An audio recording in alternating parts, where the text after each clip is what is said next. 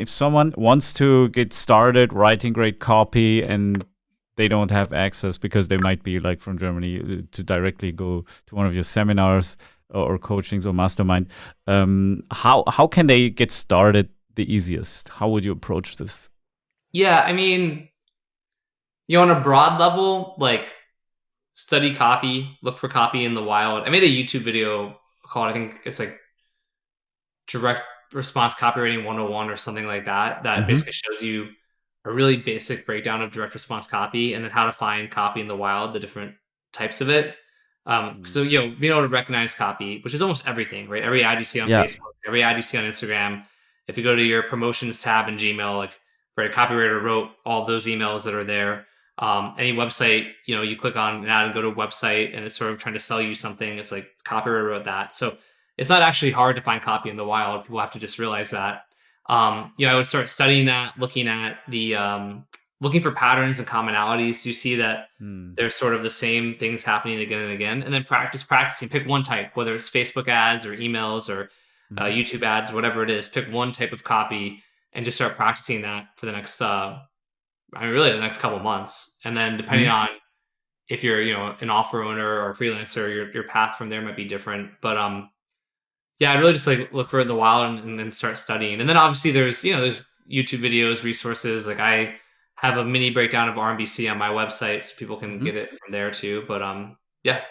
I would like to go a little bit deeper on the RMBC method. So first of all, you mentioned doing research. How do you actually do research?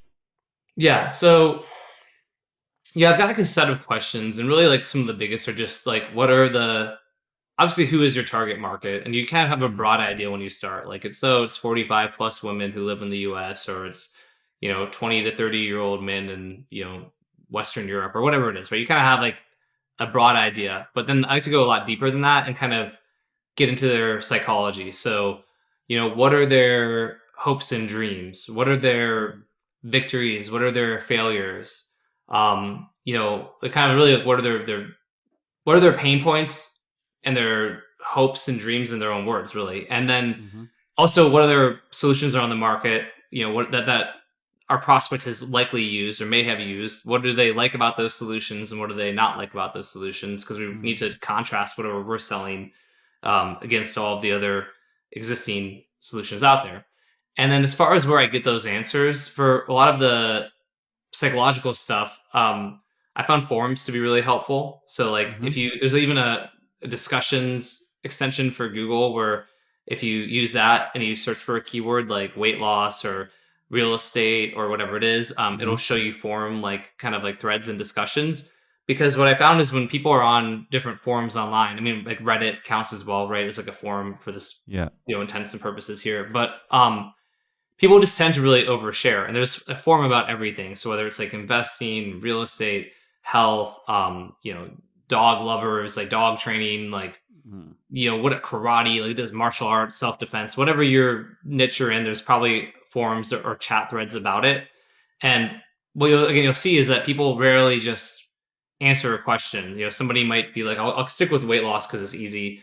Someone might, there's it's like ketogenicforums.com, for example, and they have like non-scale victories, and they have fell off the wagon. Those are different sort of sub threads on the forum. And then you'll see people like, I fell off the wagon. I was doing really well with my weight loss, but then I went out to go bowling with a friend, and I had a couple beers, and that turned into a pitcher of beer. And then I ate all these wings, and then I ate pizza. I'm so disappointed. I feel like I'm never going to reach my goals. And I feel like, right, all this like really deep emotional stuff.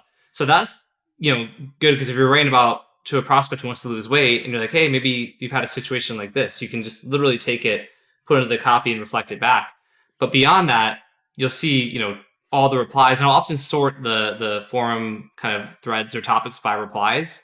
I think sorting by views is great for a subject line because you can get ideas for subject lines. Because if you see that something that has a ton of views, usually it's like, why keto doesn't work and what I did instead, right? Maybe that's like the forum post, and there's all these views of it, and you're like, well, that could be a good subject line, right?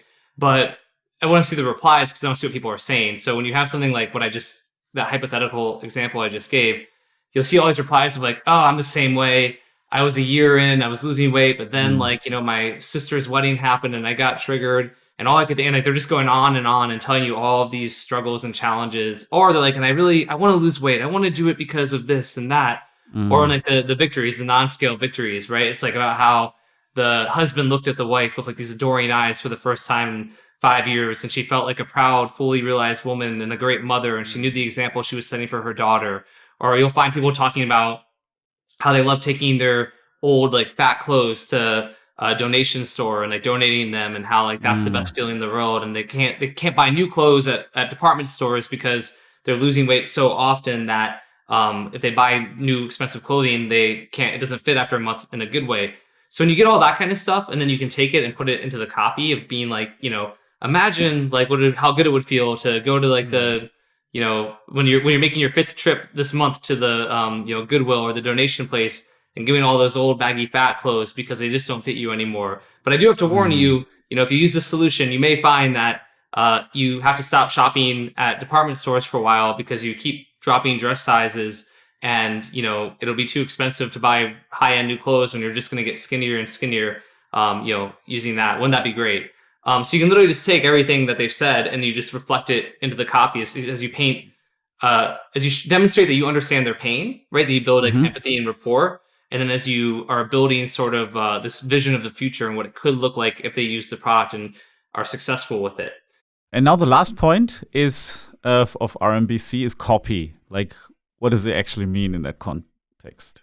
Yeah, so there's copy, like within RMBC, the big focus is like an outline for like a sales letter or something that's a bit longer format. It doesn't need to be like an hour long, even could be like a 10 or 15-minute video, stuff like that. But really, it's just like the same structure that all these sort of longer format copy has. So it's like the lead, where you're talking about calling out the pain point that the prospect has.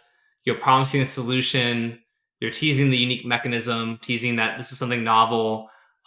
You're briefly addressing skepticism, like, hey, I know you've heard probably that, you know, you could solve this problem before and you've been disappointed. I get it. You're dashing in a little credibility, but like, I'm going to show you how, you know, 3 of the best investors in the world all got together and said that what I'm about to share with you was the #1 secret to growing your portfolio even during a recession, or why 5, you know, Harvard scientists recently said this is the secret to losing weight, or whatever the credibility is. And, you know, so stick with me, and we're going to, maybe teasing, you know, in fact, I learned this after having almost going bankrupt 3 times and my wife walking out on me, or after, you know, rock bottom moment where I stepped on the scale and the scale cracked in half or whatever, right? Like, you're teasing some emotional story. And like, that's like your lead, right? So it's sort of like all about curiosity. The lead is like an advertisement for the rest of the sales letter. So all you want to do is create curiosity and build rapport and connection and things like that, right? So that's the lead. They have like the background story where it's like, hey, I'm spokesperson or expert or whoever it is. You know, me or someone, you know, close to me used to be just like you, the prospect. They were in pain, right? So it could be even from e-commerce, like a Facebook ad, right? Like, take Jill. Jill used to wake up every morning feeling groggy and tired. She drank coffee, but it gave her a headache, and, you know, she never felt good. And that's when she discovered, right, and go on from there. So it doesn't have to be long, but that's like the background story, right? So as we're building a connection. Hey, we really understand you, the prospect. We also used to suffer. Other solutions didn't work, right? But there was a shift. What was the shift? It was discovering, this is the third part, so lead, background story. And now the shift is discovering the unique mechanism of the problem, right? So that's why we do mechanism earlier on, right? Like, so Jill, that's when she discovered that, you know, for 25% of people, like, coffee actually like wires the brain incorrectly and makes them tired. I'm just making that up, right? But like, that's why I discovered whatever it is. Like, so it's this discovery of like the unique mechanism of the problem. Here's proof and credibility that this really is the real reason behind the problem. Part 4 then is the unique mechanism of the solution. So we're like, okay, and then, you know, so we realized if that was a problem, couldn't we just solve it by doing this? You know, there was some trial and error. We had to tweak things a little bit, like, but ultimately we got results. And then here's, you know, other people started using it. They were getting results too. You know, we have customers, thousands of customers all have said that this thing works, whatever it is. The next part is the product build up and reveal. All right, now we had the solution. We knew we had to share it with the world. So we started, like, you know, getting out to other people, and we packaged it all up together. And that's when we created product, right? And that's your next part. And I'll go back through them. So we had lead, background story, unique mechanism of the problem, unique mechanism of the solution, product build up and reveal, and then the close. And the close is really just, now we've introduced the product. Here's the features and the benefits. Here's what life could be like with the product. Here's why it's better than other existing products and competitors. Building up the value of the price, right? Other things cost more money. They take more time. This is more cost effective. It'll make you money, or it'll save you money. It'll save you time.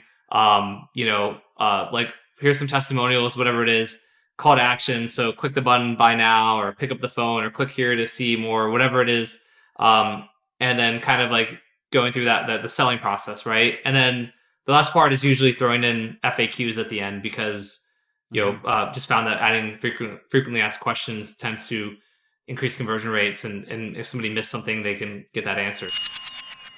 If you enjoyed this episode, hit the subscribe button and never miss an episode of Svencast again.